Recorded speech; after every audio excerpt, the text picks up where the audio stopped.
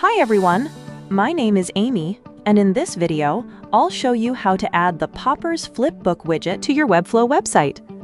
Flipbooks are a great way to present documents and content in an interactive, page-turning format, making the experience feel more engaging and realistic for visitors.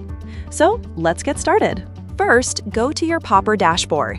Once you're there, click on Widgets from the sidebar, and then click Create New Widget.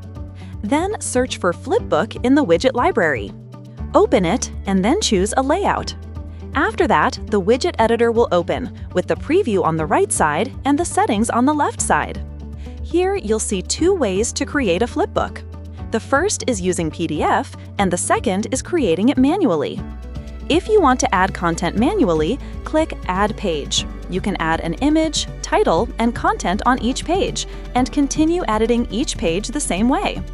If you choose the PDF method, just upload your PDF file and it will automatically render inside the flipbook.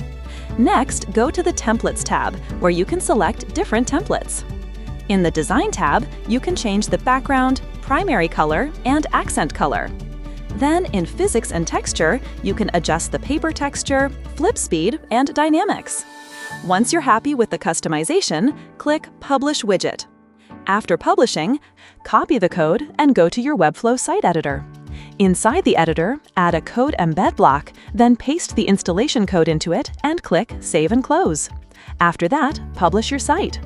Once your website is live, refresh the page and your widget will appear successfully. That's it for this video. I'll see you in the next one.